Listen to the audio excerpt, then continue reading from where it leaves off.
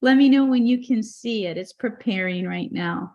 It says yes. Okay, great. And I'm going to hit recording. All right, and we'll start. We'll be a couple minutes early. That's okay. There we go. All right. We're a little bit early. Welcome back, everybody. Hi, Lydia, my beautiful co-host. Doesn't she look gorgeous in red? I love it. You do. You look beautiful. And your hair looks great pulled back, and you've got your scarf on. So welcome back. You all know who I am, Caroline Best of the Tao of Horsemanship, and this is Everything Horses and More podcast. Today, we are going to be talking about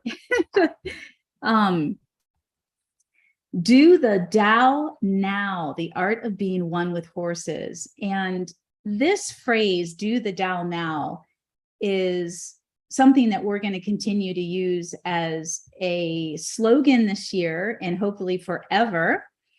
And more specifically, not only does it coincide with the Tao of Horsemanship, do the Tao now, it also coincides with one of our favorite authors, me and Lydia, and that is Dr. Wayne Dyer. And he is no longer with us. Unfortunately, he passed away. I'm not sure how many years ago, but he is a spiritual leader and a spiritual guru. I don't know how many of you have ever read any of his books, but his most popular book, and we did a book report or book review on this past summer, 2022, was, let me find this. Dr. Wayne Dyer wrote, Change Your Thoughts, Change Your Life, Living the Wisdom of the Tao. And I'll talk a little bit about that as we get into this podcast, because it's been a wonderful support for me personally to support the work that I do and tie it in on a very spiritual level, tie in the spirituality of the Tao, bringing it in, or Taoism, bringing it into training. And I don't like that word, working with horses, developing ourselves, and developing our horsemanship. So if you are, or first, let me start with a wonderful quote that Lydia found. I've used it before, and we both have used it in our inspirational or motivational quotes on the Facebook page. But I love this by Tom Dorrance. He wrote, first you go with the horse, then the horse goes with you, then you go together. And we all know Tom is responsible for the famous book, True Unity, True Partnership with Horses, True Unity. So I love that. First you go with the horse, then the horse goes with you, then you go together.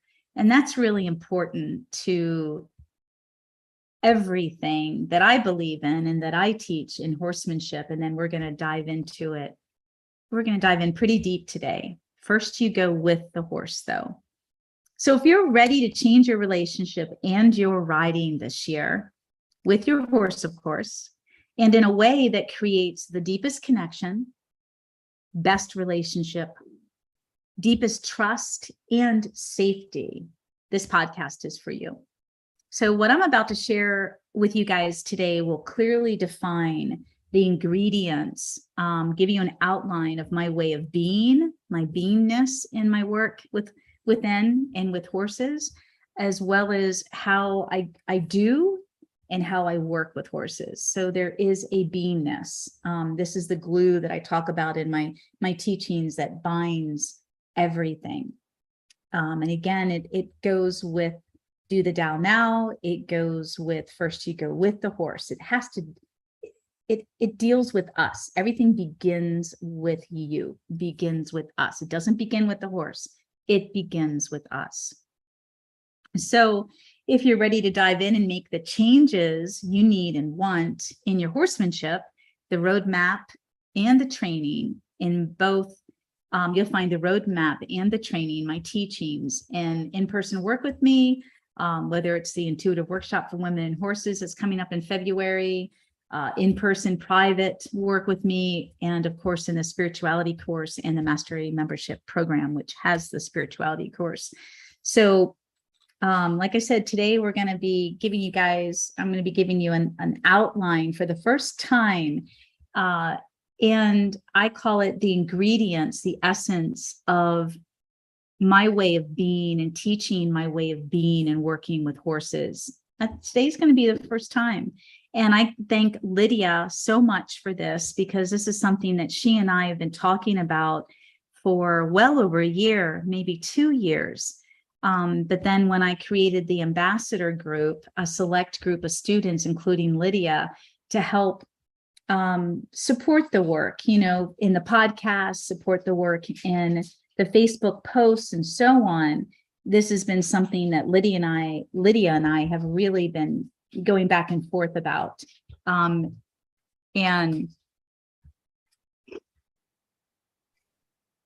anyway, so it's I can't thank you enough, Lydia, for inspiring me and helping me get back to, and I know I've been making this pledge to myself since last year, getting back to me and what's important, you know, where I began all of this work, why I began it, how I began it, because I've spent so many years, as so many of us in this profession, and you've had your own business too, you can get consumed in doing the work and you lose a lot of your creativity, your own personal inspiration, and making the bills and so forth and so on. So you get just really consumed. And I wanted to make it a priority since this time last year, to get back to my essence, to get back to what inspired me to do this work. And because you get burnt out, you know, you can get burnout. We can all get burnout. And so you guys are going to hear that later. I just wanted to give a bit of a preface though. And so I want to talk a little bit about horsemanship, and because it's very important to all of us. In my work, it's not one or the other, meaning I don't just talk about spirituality. I don't just talk about the journey of spirituality, and I don't just talk about horsemanship. I talk about both of them as being one process, as being a journey into spirituality and a journey into horsemanship. And so often in horsemanship, in my industry as a professional, in the world of equestrian sport, it's really about horsemanship, isn't it, you guys? You know, very little do we talk about having this way of being, this presence, this attunement with horses. I know it's getting better, meaning there are a lot more of us out there as leading professionals that are bringing this mindset into horsemanship. And that's beautiful. I think the key thing is, it's one thing to talk about it, and it's another thing to do it. And how do you do it in a way, meaning how do you bring the process and the journey of spirituality into your horsemanship? How do you do it? And today I'm going to talk about how to do it and give you an outline of how it can be done and how it is done in the Tao of horsemanship. So horsemanship means the art or practice of riding horses. That's a general definition. The art or practice of riding horses. That's horsemanship. Some might say it is the art of riding, handling, and training of horses. Good horsemanship requires that a rider control the animal's direction, gait, and speed with maximum effectiveness and minimum effort. I'm bringing this up because we all want to achieve that. I do. Minimum effort, right? We want it to look effortless. We want it to look like it flows. We want our horses, we want to be in harmony with our horse, no matter what horsemanship, what level of horsemanship. It can be trail riding, it can be obstacle course training, it can be liberty work, it can be the art of lunging, it can include any sport, any discipline in riding. It doesn't matter. It's all horsemanship. So it doesn't matter which discipline, okay, guys? it's how we want to go about it. And too often our idea of control, because that's what horsemanship is all about, right? Controlling the horse effortlessly. Too often our idea of control is more than any horse can bear. And it unfortunately breaks them down spiritually, emotionally, mentally, and physically. It breaks them down. I cannot emphasize enough about going bitless and the pain that a bit, I don't care what level of experience you are as a rider. That is why I have never joined or asked to join any of these light hands groups. And Jack Brainerd, who was one of my mentors, who was in cowboy dressage and then Western dressage and part of the light hands movement in riding. I don't want to belong to any of that because they all use bits. It doesn't matter how light you are in your hands. The bit is there to exert a pain. There's just no two ways about it, you guys. Do the research. And I just threw an article up there by one of our students, one of my ambassador team students, Amy, sent me a link. And I just put it up on Facebook yesterday about bits. And I was pretty, wasn't I, Lydia? I was pretty straightforward about how I feel if you don't agree with it. Always are. Yeah, it's just there's no reason. You can train any level of dressage, reining. You can train any horse to do anything without a bit, guys. So that's what I mean by breaking the horse down too, is there's just, it's, I have these conversations with fans and followers all the time who want a call. They want to set up a call, whether it's a coaching call or a free call to talk about my program. And is it right for them? And I emphasize they're fine with bitless, but a lot of them are nervous or unsure about riding in a bareback pad.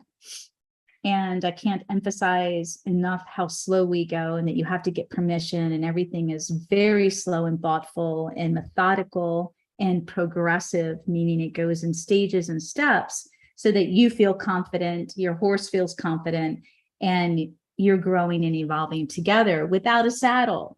So it's not that I'm against saddles, but the reality is most of us cannot afford a $5,000 custom-made saddle to fit both our horse and our seat. And that's what it costs. And so if you don't get a custom-made saddle that fits both you and your horse, one saddle can be designed to fit both of you. If you don't, you're doing a huge disservice to your horse, regardless. Okay, I don't care. I've been around and I've experienced and tried out so many of these different types of saddles. And, when you look at the history of the saddle was designed for the rider. And it was designed to give you the feeling of safety and security and confidence when you rode. And then later in time, people were interested in how it fit the horse, but you can't learn how to ride in a saddle. You can't. You really can't. And that's a whole nother conversation. All you need is bareback McPherson and some sweat, and you got a good saddle.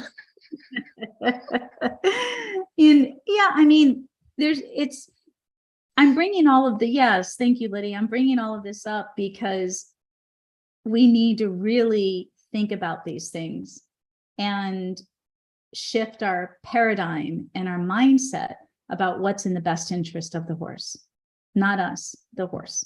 And that's where I'm coming from. I've never had a horse with a sore back with a McPherson bareback pad. I never have. Now, if you ride bareback, yes, your seat bones, your sit bones can definitely.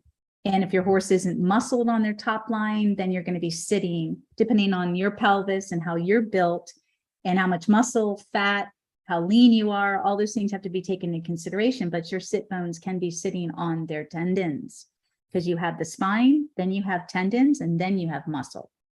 And so the bridge of the tree of the saddle is supposed to fit on the muscle. But so often the tree isn't wide enough and it sits on their tendons. And that is a reality. So yes, if you're riding truly bareback, it can be harmful to your horse. Absolutely. So what if, and I'm going to tell you this, so what if you could achieve the level of potential and success with your horse that you want, your own personal potential, you and your horse, and your own personal level of success, whatever you determine that to be? What if you could achieve that without compromising you or your horse, your values, what's important to your horse and what's important to you? You can do it, but I'm here to tell you, you've got to be able to combine a level of spirituality and with your horsemanship. It can't be one or the other. Not really. No. There's got to be a balance, and you can carefully weave them together so they support each other every step of the way. And that's what I've done with the Tao of Horsemanship. So if you can learn a way of training horses that combines a way of being and working that works best for them and feels right and leaves lasting change because of the level of education and the progressive system that I've created. Meaning you create a foundation so that you don't regress. Every time we regress, it's a sign that tells us when we regress with our horses, meaning you can't move forward. And it doesn't mean that you're stuck. It means you keep having bad days. Every time you have bad days, or you can't stop riding for months at a time and get back on and pick up right where you left off, months to even years, you can't pick right back up, you do not have a foundation. If you just put the foundation in, think about all the magic. Think about putting in all that time, just like going to school, learning a trade, learning a craft, learning a specialty. It's no different. It's going to school and learning a way of being and working with horses that creates lasting change that lasts forever.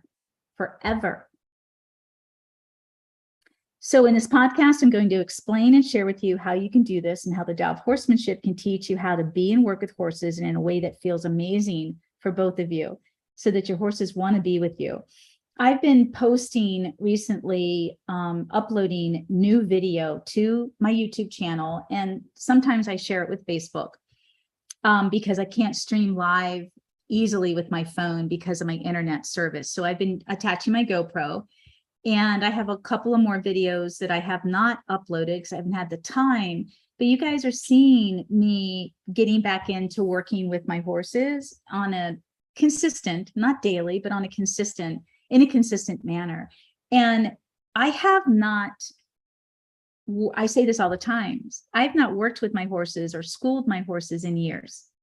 You guys see sporadic stuff that I've done for YouTube or for Facebook, but I have not had them in a school, a progressive system in years. And yet, especially with the foundation with Lovey or Zor or Joey, I can pick up right where I've left off. And that's because the foundation is there. Not to, bless you, not to mention the relationship is there. So that just continues to flourish and continues to evolve. And I'm showing that in these videos that I've been posting recently this year. You see my whole herd stay with me freely while I'm working with the baby and helping to give support. They're offering support to me and Blue. They're all over me. They take their turns. They come together as a group. They come by themselves. They have something to say either to me or Blue. It's amazing. You see Lovey go to the bareback pad. She wants me, she's impatient. She wants me to get on. It's just amazing to have these types of moments and experiences all the time. This is what I refer to as magic, all the time. And this is what I want all of you to be able to have, to experience. So the Tao of Horsemanship teachings are a roadmap. They are a roadmap. They are your guide. They are my life's learning rolled into one amazingly rewarding training system that has been specifically designed to guide you and your horse as you develop the relationship and ride of your dreams, whatever they are. You can personally design it. You're taking and Lydia's one of the students, you're taking my program. Like everybody else, you're taking the same program, but you're learning how to personally design it so it meets you and your horse. And that's what we're talking about today. We're going to dive in even deeper. So with the focus on developing relationship, trust, and choice with horses, my program teaches you first how to train horses through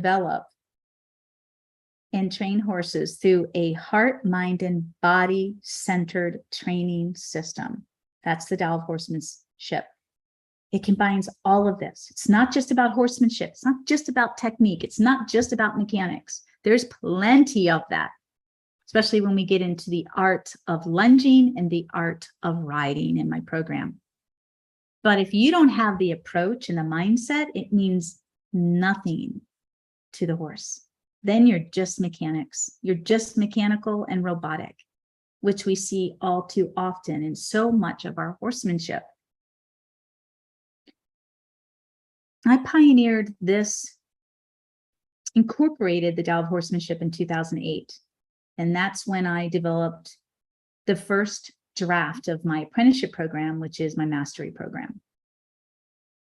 So this is a magical experience that creates a way of being and doing together for both of you that is easy.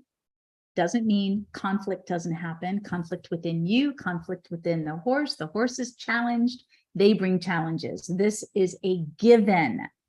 And the program is designed to teach you how to go about helping your horse with their specific challenges and creating a whole new way of being for the horse, perceiving experiences and learning. So the success of my program lies in the level also, not just in the way that it's designed spiritually for you and your horse, but also academically. And so when you follow the great masters of classical dressage, and everyone I follow is no longer here, so it's all been through books, and then I'm self-taught, self-study, and then applying that, what I'm learning and figuring it out with my own horses. They all have a systematic training system, and there's a reason for it. It works. So when you have the level of academics in your training system, progressive step-by-step education of learning for the horse and teaching you how to provide that learning so you don't overface the horse, you create a well-rounded horse, a versatile horse, a confident horse. Now, what I bring into it with the Tao of Horsemanship is holism. So you have a level of holistic practices, holistic approaches. I'm teaching you to be holistic, to think about the spiritual, emotional, mental, and physical welfare of you and your horse during this process of learning the technique and the mechanics.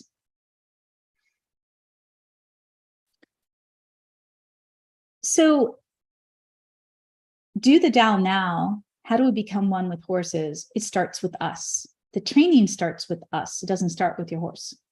My program starts with you in discovering the spirituality of horsemanship. It starts with you. And so the development of you is what makes or breaks a positive experience for the horse.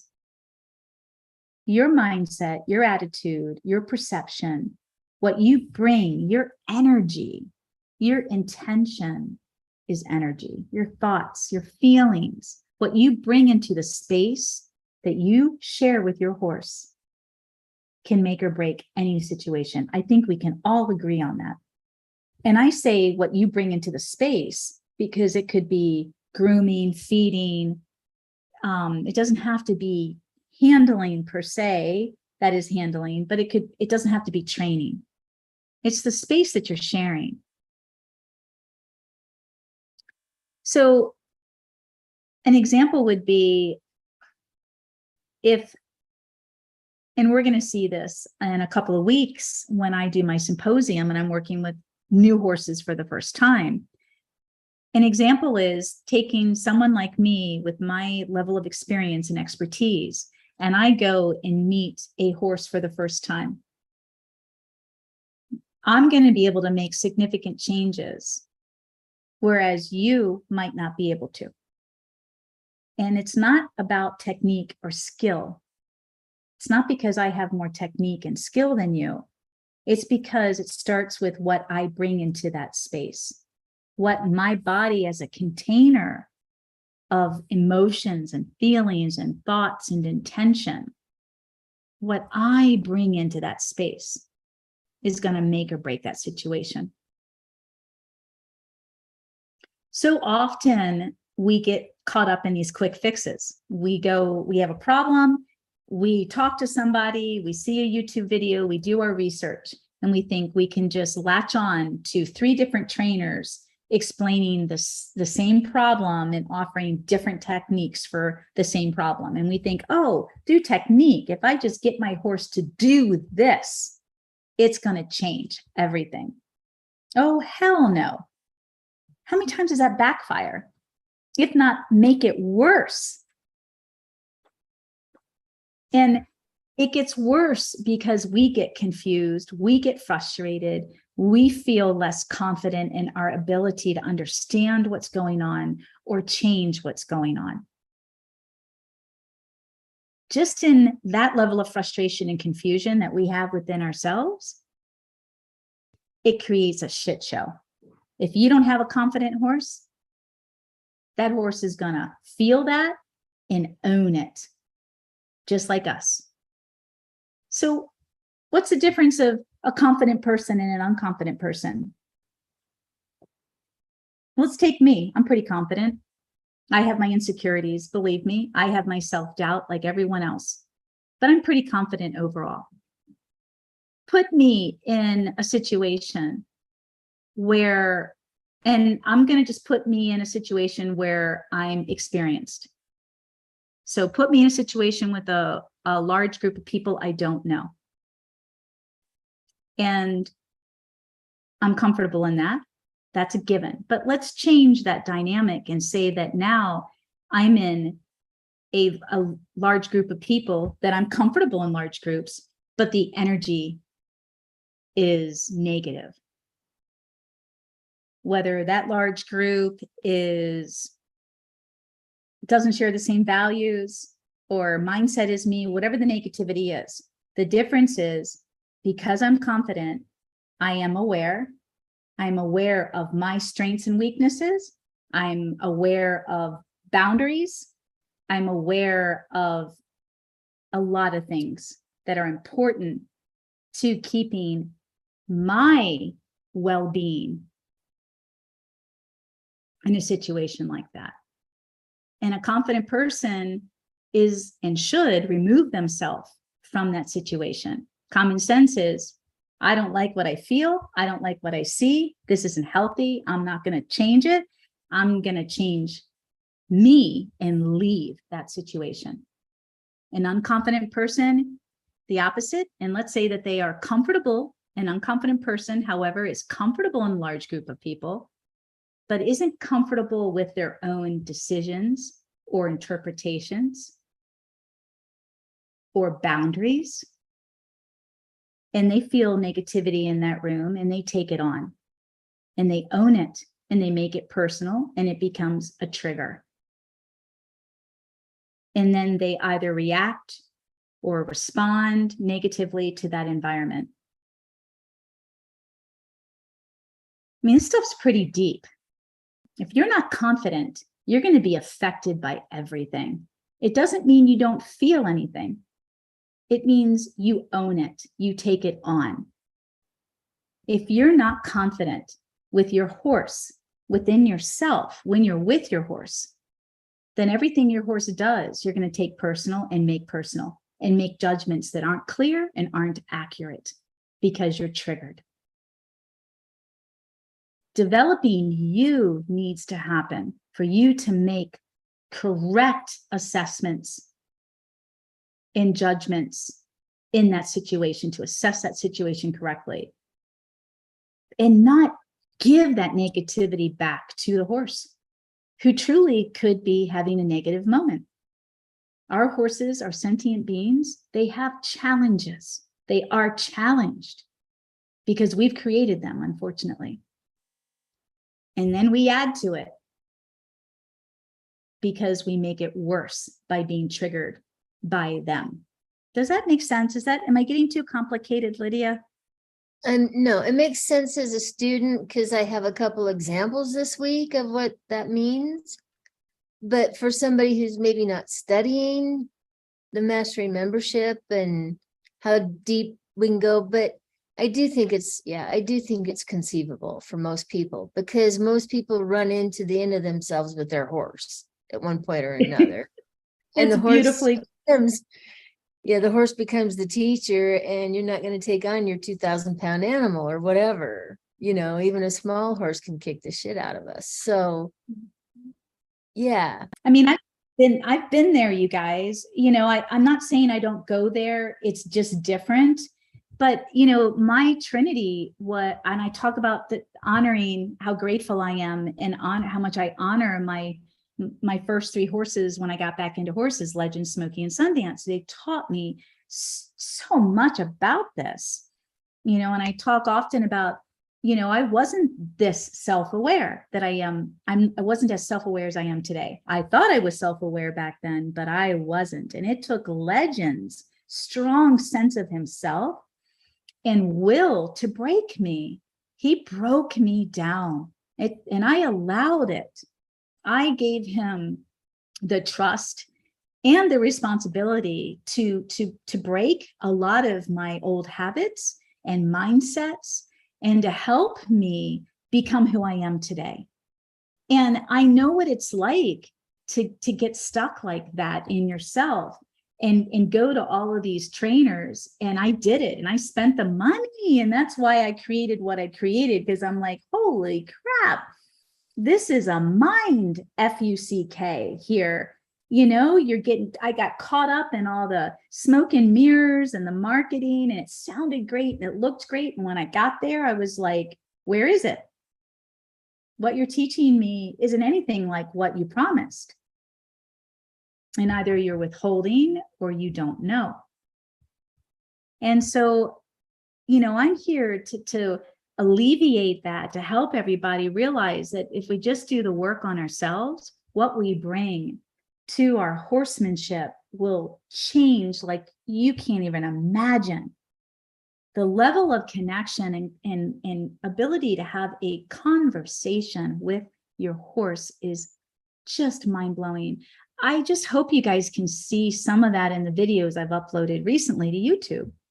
I mean, there's just conversation going on constantly. My horses are constantly talking to me and wanting to help me or Blue. And it is so freaking beautiful. Well, in the foundation the building block foundation that you present, you were talking about your horse going backwards or regressing, and like Prophet, he's just going to be 7, I think, in April. And we just got to a standstill where I'd be like, back up, he'd back up, and I'd be like, send, and he'd be like, no. And I'd be like, no, send. And he's like, no. And I'm like, no, I mean it, send. And he's like, no. And I'm like, well, what the fuck, is going on? You were doing this a year ago. What's what? Yeah. And I'm looking at me and I'm looking at him and I'm trying to figure it out. And there's nothing to figure out. So I just went, okay, let's do something else. Let's play a mind game, something you're familiar with. Let's go back to one of those little pieces.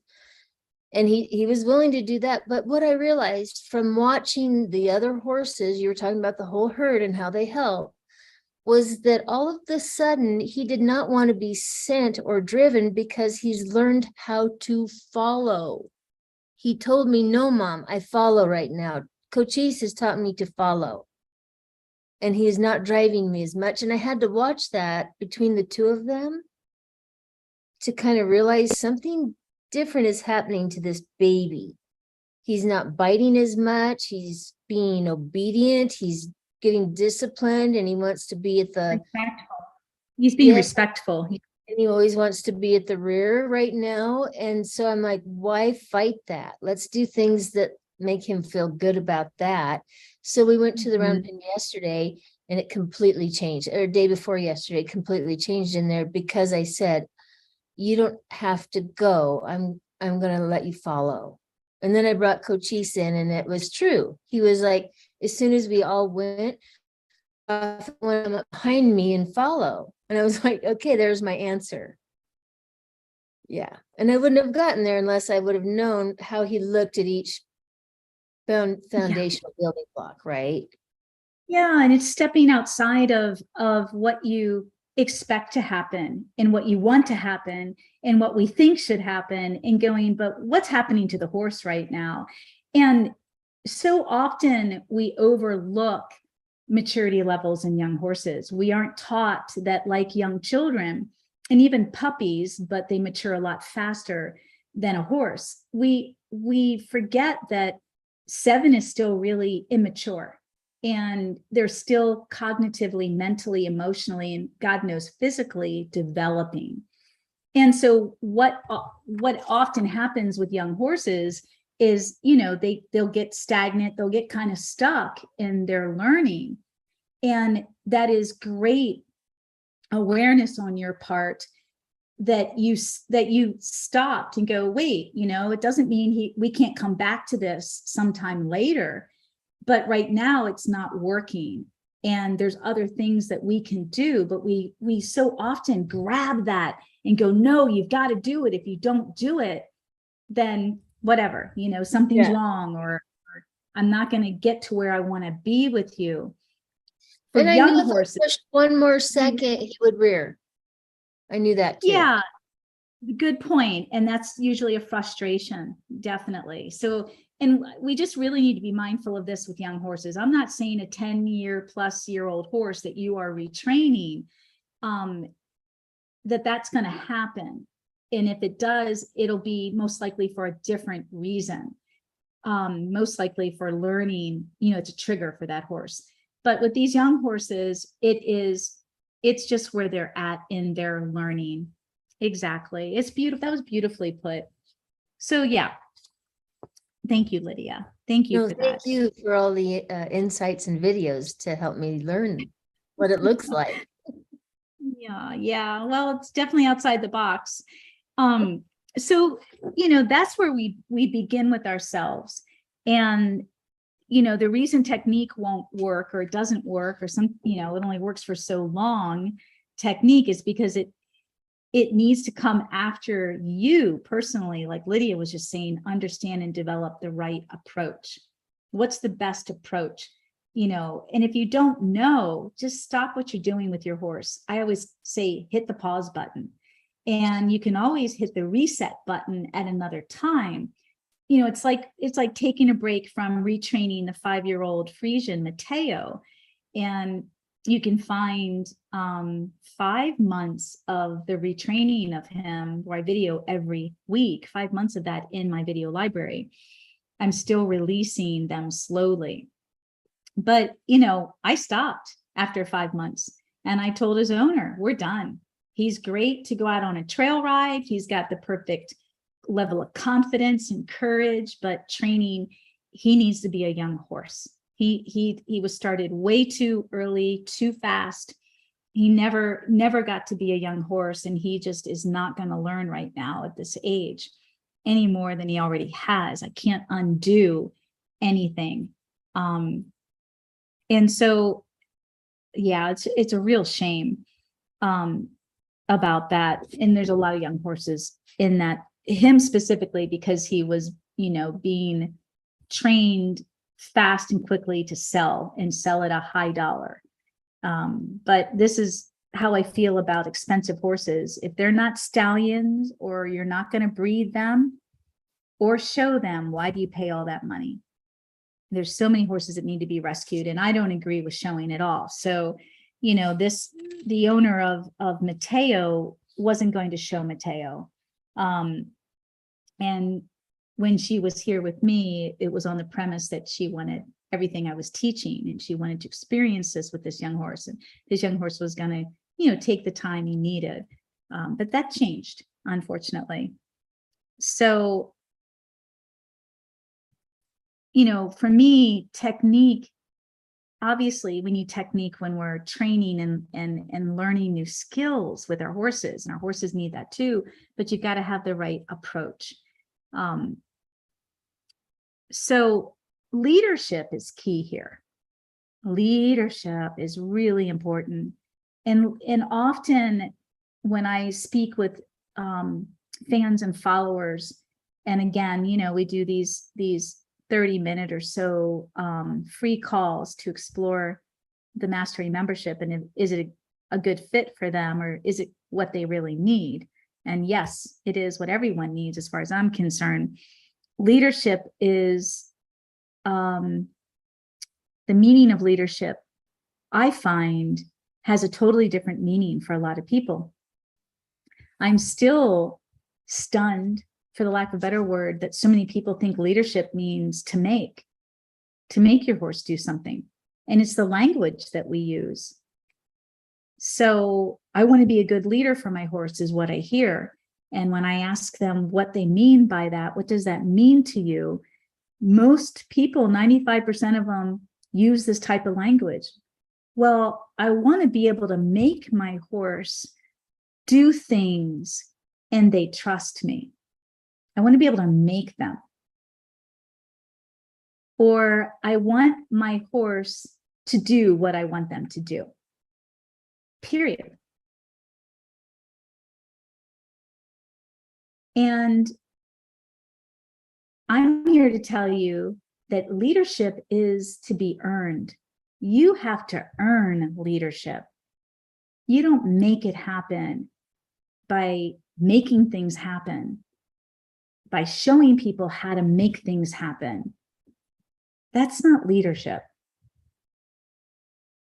People will naturally be drawn to a leader when the leader does what they do because it's the right thing to do. It's the right thing for the people, for the common good of everyone, the welfare of everyone involved.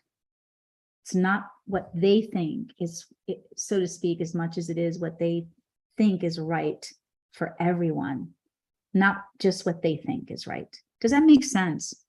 Mm-hmm. And I don't like the language of making, or, I want my horse to, you said the word obedient and I said respect. You want, Lydia, that's a word I don't like. I want my horse to respect me, and I want to teach my horse discipline.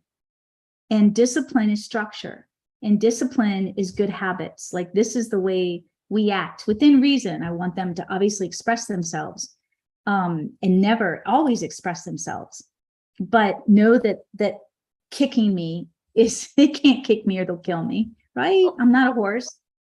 And biting me is acceptable because it is an expression.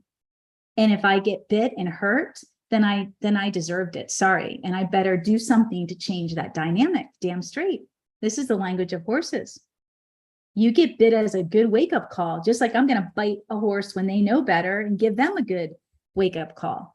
So it's a way of tuning the other person within that family dynamic. And I am a family with my horses. We are a family. It's a way of them tuning. And then there's playful biting and all sorts of other biting. But it's usually not any different than getting stung by a bee, is it? Yeah. It's a good wake up too. So we're talking about bringing a presence, creating a presence. We all have presence. How many of you feel like you have a presence out there? Do you know what presence means? So yeah, I mean, who do you know has a strong presence that when they come within eye's view or walk into a room, they kind of command the room with their presence, their swagger? How many of us know people like that? Or we've seen people that we've seen them in actors or artists or musicians. There's just something about their presence that we are drawn to, or it draws attention. Presence. Presence also means being present and being in the moment and being aware and mindful and tuned in, attuned and tuned in. It means many things. So when I'm meeting a horse for the first time, why I can make significant changes immediately, and you might have been working with your horse for the past year and are struggling, and you call me to do an assessment, and I come in and I'm able to make immediate changes. Like I said, it's not so much about my skill level. Of course, this is a skill. Everything's about developing these skills, developing intention, developing connection. They are skills. They are practices that develop these skills. But it's what I bring into that space, my presence, that is a game changer. A game changer.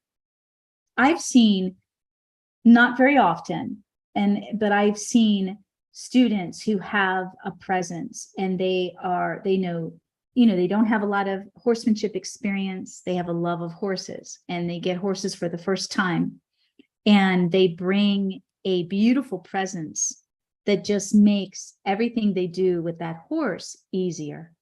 It's a grace. It's a grace. I think we all need to strive for that level of presence and grace before we strive for the technique and that level of skill. And unfortunately, because it's marketing and it's all about manipulating you guys, so it's advertising and marketing, TV, radio ads, commercials, advertisement. It's all about getting you in the door and hooking you no matter what it takes. It's hard to find that one that is going to be the real deal and give you everything you need so that you can succeed. There are no quick fixes. So leadership is about confidence. There's 6 qualities to leadership that I teach, and confidence is just one of them. It is a mindset, a way of being. You need to earn trust from the horse first. And this is the language of equus. So this is what horses know. This is instinctive to horses, what we're talking about. So as the late Dr. Wayne Dyer wrote, change your thoughts, change your life, living the wisdom of the Tao. And Lydia and I, we did a book review on this last summer. He explains that this book is a book that will forever change the way you look at your life, and the result will be that you'll live in a new world aligned with nature, and the horse is nature. Taoism is about nature and aligning yourself, synchronizing yourself with nature so that you are in harmony with nature. We are all nature.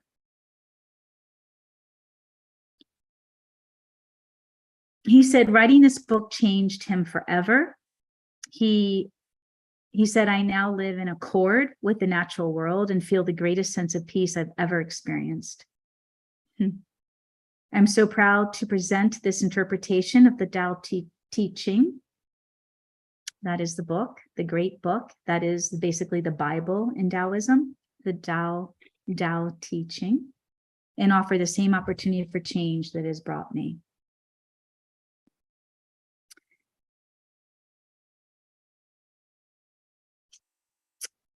So let's just talk real quickly about the science and evidence that supports, because I haven't gotten to the nitty-gritty core, which is going to be my 8 principles of my method revisited. So they have changed. So we're going to get to that. I'm going to save it for last. And I know, Lydia, you have an appointment, so I'm going to try and hurry up. Yeah. And if you have to go, I understand if I don't finish in time. So let's talk about the science and evidence about becoming one with horses. And everything, if you guys know me by now, everything I talk about usually is building blocks, and it leads to the next. So the science and evidence that supports being and becoming one with horses is what we're going to talk about. And it all starts with heart, the heart chakra and the heart connection, literally connecting to the heartbeat of the horse, as well as winning their trust, love, and friendship. So science tells us that a horse's heart emits 40 times more electromagnetic force than a human heart. Horses in a herd use this force field, this frequency, this electromagnetic force field frequency, to synchronize their heartbeats. This is science. This is evidence. This is research has proven this. When a horse senses something suspicious, their senses activate their nervous system. This is how it works. So their senses activate their nervous system. It's all tied together, which in turn stimulates their heartbeat. Thus, the heart speeds up. Because of the strength of the horse's heart frequency, and their heart is huge, the herd feels this increase, which instinctively through the nervous system puts them on a high alert. Horses can feel heart rates from as far away as 4 feet. So this has a lot to do with the work that I teach and why we start close in the close work, and then we expand and push it out the better we get with the connection, because that it starts with the heart and the chakras. So a horse at rest has a pulse of 24 to 48 beats a minute. This is much slower than the average human, which is 60 to 100. So to be sharing calm and states of relaxation with our horses, being grounded, we need to very consciously make sure we are at the bottom of the human range. We are around 60 or lower. I have a very low heart rate to begin with. And that's what I teach you in my work. The 3-day intuitive workshop is about that, and so is a spirituality course. How do you learn how to ground yourself, still yourself through the meditative breath work that I teach, and connect to your horse in this way? And or if your horse is already there, allowing them to help you, and then aligning and synchronizing those energies is just phenomenal. So you all can go to the website heartmath.org to find articles on this research. Heartmath.org, pretty cool. So a horse's reaction to stimuli is controlled by its nervous system, as I mentioned, specifically the vagus nerve. The vagus nerve is a nerve of parasympathetic innervation. The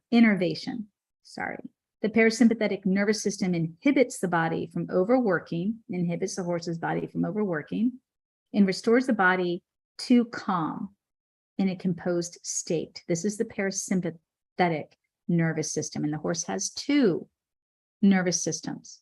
One is sympathetic, which is self-preservation, high alert, adrenaline. The one we're talking about is the parasympathetic. And so in wild horses, they're always in their parasympathetic. Oh, and interesting, isn't it? They're always calm, relaxed, and thinking.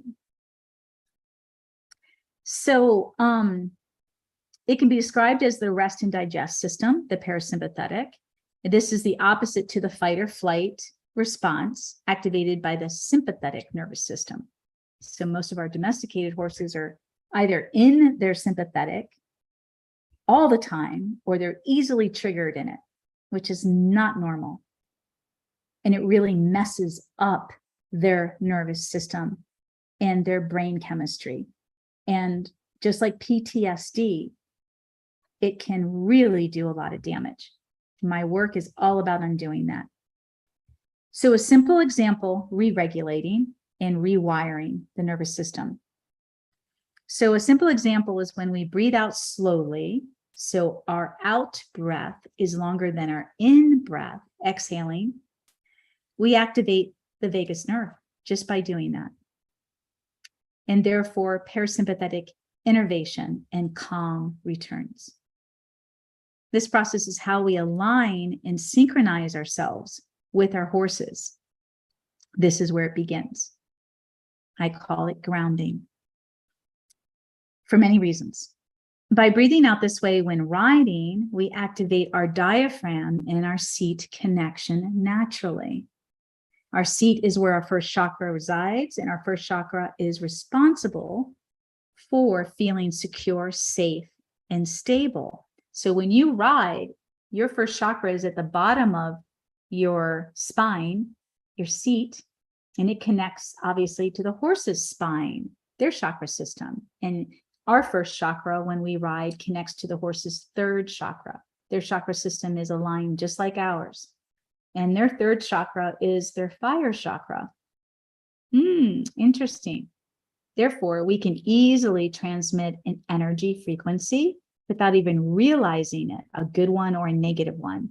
And we can easily trigger or stimulate their parasympathetic nervous system of calm, rest and digest, or their sympathetic of flight or fight. And often our riding accidents, I can't tell you how many students have emailed me to tell me that they just got on their horse and their horse freaked out and went into a bucking episode, sending them into the ER.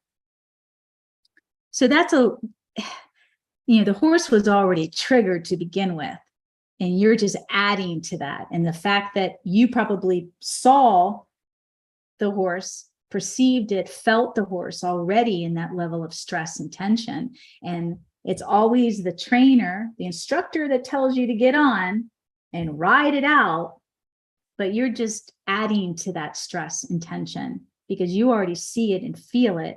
And now you're taking and adding that to theirs. It's just a horrible combination, obviously. So a good slow out breath pulls us deeper into the saddle, onto the back of our sit bones. Our horses feel our calm, our low heartbeat, and deep relaxed seat. Thus, they are connected to that frequency and synchronize. It's instinctive. That's what I'm telling you, for them to synchronize to the parasympathetic nervous system. But we don't know that because so many of our domesticated horses live in the sympathetic, the self-preservation modes. Now, I'm here to tell you that you can be as calm as you can be and still get on a crazy horse, and they're going to be crazy. I'm not recommending that. I don't do it. No. So that's where you have to learn through my work how to rewire the nervous system and get the horse to self-regulate in the parasympathetic. Can be done. We can do it. So I'm now going to be talking about the Tao Horsemanships. Do the Tao now, 8 principles to developing you and your horse as one. Yay! So this is where it's a bit new, but it's not. I mean, I've been teaching this forever. I just didn't break it down like this, thanks to Lydia and our year of talking about it and sitting with it and digesting. And trying to make it Number simple. one. Yes, and to simplify it. That was the key. Simplify it. And I think we're there. I think I'm there. Okay. Number one, I'm going to read it like this so it becomes an affirmation. You'll see. And this is what I teach. Number one, I center. It's the first principle. I center. I am centered, therefore I can support your center. What does that mean? It means I'm grounded. Therefore, I can support my horse. Number two, I feel. I am compassion. I feel of and for you. That is the mindset that I bring into the space with my horse. Number one, I center. Number two, I feel of you and for you. Number three, I understand. I empower, My power is transformational. You don't have to understand why your horse does what they do. You come in with a mindset to your horse. I understand you. It's another level of compassion, and it is powerful. And that level of understanding is support and is transformational. You are open. Number 4, I love. I am love. Therefore, my heart is open to love and receive love. How many of us have a hard time with that personally? But you must come in with an open heart. Number 5, I speak. I have a voice. Hear me, feel me, understand me. You need to say that to yourself, and you must give that to others. You must give that level of compassion to your horse. I speak. I have a voice. Hear me, feel me, understand me. So does your horse. Let them speak. Hear them, feel them, understand them. Number 6, I see. I am connected to my higher power. My intuition is my guide. Number 7, I am. I am all, and all flows through me. Number 8, we are. We are harmony. We are one, connected in heart, thought, and movement. And now I'm going to explain these a little bit more. Principle number 1, I center. Principle number 1 is because it is the first chakra, the root chakra. Your root chakra represents the earth element and grounded energy. Now you guys are going to see how all this works in my work. And it all starts with number 1 and leads to number 8. For me, you do not mix these up, and you'll see why. Keep them in They order. are connected. Yep, in that order. So your root chakra, which is I center, number 1 principle, is the grounded energy. It is responsible for your sense of safety, security, stability, comfort, and ease. We must begin there, and that's where I teach you. Affirmation, I am centered, therefore I can support your center. Principle number 2, I feel. This is your second chakra. You're called your sacral chakra. Your sacral chakra represents the water element in the flow of energy. So the first chakra is at the base of your spine. The second chakra is in your pelvis area. And this is where we ride our pelvis. This is where it's many things, where we carry our babies. It is the womb. And it is the water element in the flow of energy. It is associated with your feelings, emotions, relationships, creativity, and pleasure. There are many associations with each of these chakras, but I'm going to be listing the ones that are most that tie in with this work with the horse. So it's your feelings, emotions, relationships, creativity, and pleasure. And many of us have blocks in each of these chakras. And in order for these chakras to work, like feeling centered, feeling at ease, and allowing flow, and not being tight, and figuring out how to allow your pelvis to move with the horse, when we can't, it's because we have blocks, trapped emotions within each of those chakras. Principle number 3, I do. This is your third chakra, and it is your, I understand.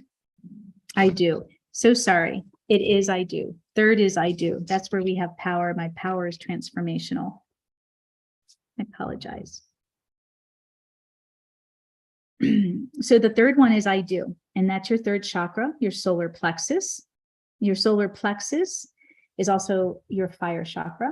That's where we sit on the horse, their fire chakra. It represents the fire element and transformational energy. This is what makes it so powerful. Transformational energy. It is a center of our willpower, our self-esteem, our confidence, and transformation. And it resides between your belly button and your diaphragm. Affirmation, I am power. My power is transformational. So that's number 3, I do. That is the act of doing. Number 4, I love. That is your heart chakra. That's your 4th chakra, is your heart chakra. Your heart chakra represents the air element and balanced energy. It is associated with unconditional love, growth, harmony, balance, healing, joy, and transformation. Affirmation, I am love. Therefore, my heart is open to love and receive love. Number 5, I speak. I have communicate too. I speak. So this is your 5th chakra, and it is your throat, your voice. Your throat chakra represents the ether and space element, as well as expressive energy. It is responsible for self-expression, communication, and the ability to speak one's truth. Affirmation, I have a voice, hear me, feel me, understand me. Principle number 6, I see. Making sure they coincide. I see. 6th chakra is your eyes. 3rd eye, actually it's your 3rd eye. Your 3rd eye chakra represents vision and a natural element of light and upward flow of energy. This is the beginning of transcendence, the higher self, self-actualization, and enlightenment begins with the 3rd eye. It is associated with their intuition, light, illumination, knowledge, and awareness. It is also associated with mystical visions, clairvoyance, the ability to observe chakras and auras, precognition, and out-of-body experiences like transcendence. Affirmation, I am connected to my higher power. My intuition is my guide. Principle number 7, I am. The 7th chakra is your crown chakra. Your crown chakra represents universal consciousness and divine energy, and its element is thought. Its energy center controls your connection to spirit, as well as your sense of universal consciousness, wisdom, unity, and self-knowledge. It is connected to our highest self and represents our direct connection to soul and spirit and a higher source. God, the universe, whatever you want to call it. We know we are here when our mind is quiet and we experience a great sense of ease and harmony wherever we find ourselves. Affirmation, I am all and all flows through me. I don't hold on to anything. I feel it, I see it, I understand it, and I let it go. A lot of people believe that we end at the 7th chakra, and a lot of people believe we go further. I've read until the 12th chakra, but I'm going to stop at number 8 because this is really important. And 8 is also a very important number. In Chinese philosophy and medicine, the number 8 is the symbol of infinity, of continuation. So number 8 is we are one. So the 8th chakra in humans is called the soul star. Soul star. Your soul star chakra represents divinity, spirituality, and transcendence, and its element is our soul. When free flowing and in balance, the chakra heightens our embodiment of spiritual wisdom. It is a center of our willpower, self-esteem.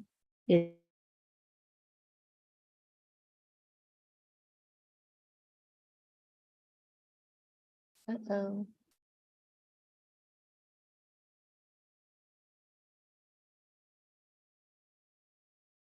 My computer froze up. Are you on the internet, John?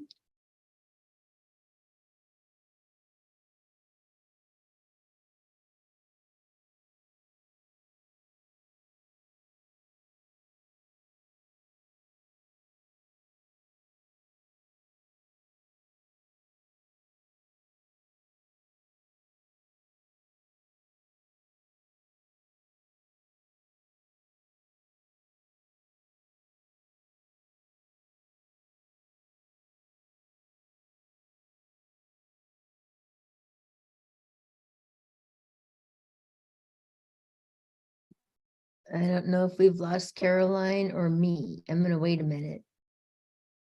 Let's see.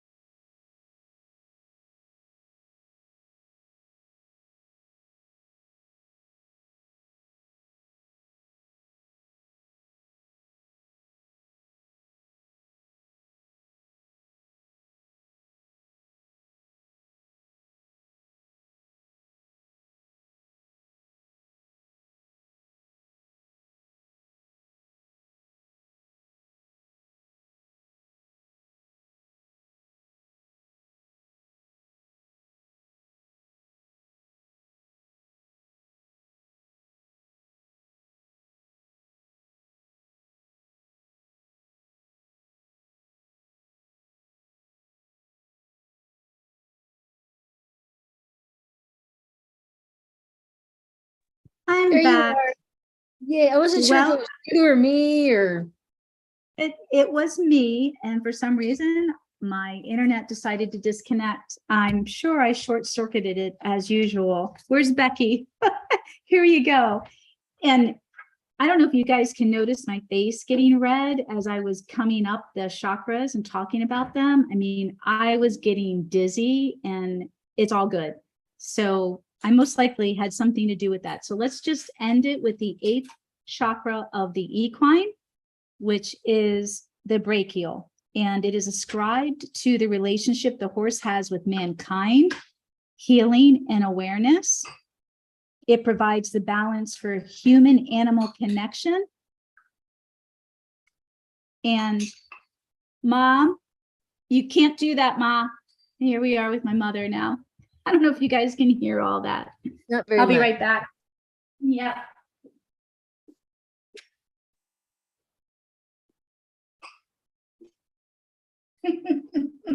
We can't hear her that much. All right. Well, I just didn't want it to get any crazier. So it ascribes to the relationship the horse has with mankind, healing, and awareness. This is amazing. It provides the balance for human-animal connection and interaction. It also relates to connection to trauma. And any healing should begin at this chakra. Its element is the universe. And the affirmation for both human and horse is we are in harmony. We are now one, connected in heart, thought, and movement.